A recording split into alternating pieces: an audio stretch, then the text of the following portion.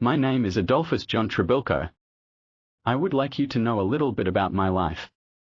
My story started when I was born in 1853 in Cornwall.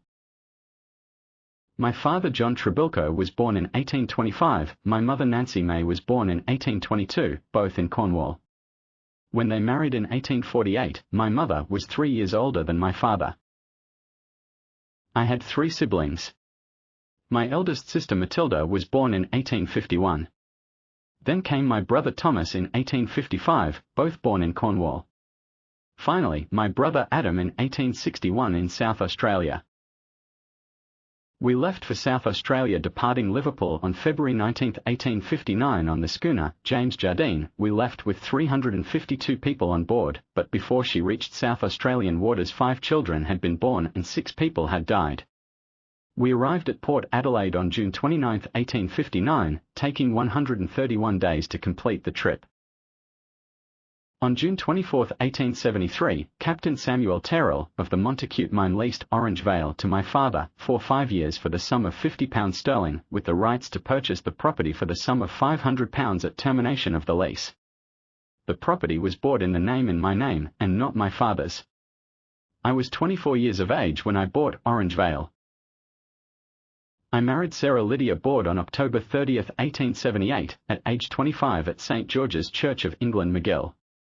She was born in 1856 in South Australia. She was 22 years old when we married, 3 years younger than me. We had 8 children: Fanny, Kate, James, John, Adolphus, Mary, Joe and Nancy.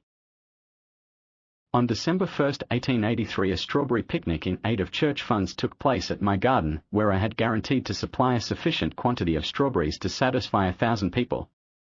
Between 300 and 400 of the elite of Adelaide attended and were regaled with an unlimited supply of the luxurious fruit and cream.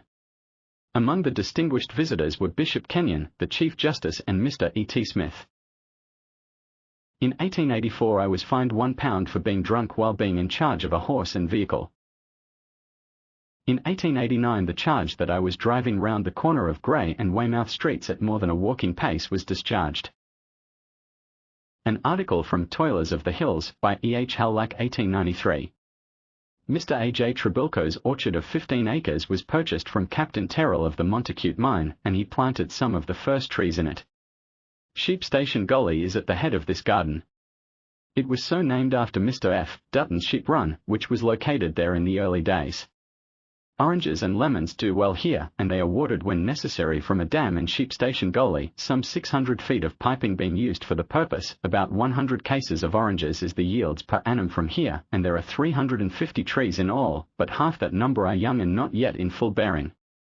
The apples are in several instances diseased, but Fusicladium was some 2 years later in manifesting itself here than nearer Mount Lofty. American blight has also occasioned loss, especially amongst the older trees. Some few of the latter had been grubbed out, as they are too much diseased for grafting, said Mr. Trebilcock, and he means to replant with disease-resisting sorts. This will probably save time and money, and would, it is thought, do so elsewhere, as it is contended that in general diseases the roots and stems are as much affected as the branches, and that grafting on diseased stems is like putting sound wine into cracked bottles.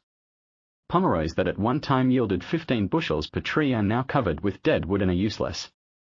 The cleanest apple bearers are Hawthornden, Stone Pippin, Dunt Seedling, London, Blenheim Orange, 5 Crown and the King of the Pippins, the latter being the best, whilst Pomeroys, Mobbs Codlin, Scarlet Nonpareil and Irish Peach are the worst, and nothing yet has been tried of a disease preventative.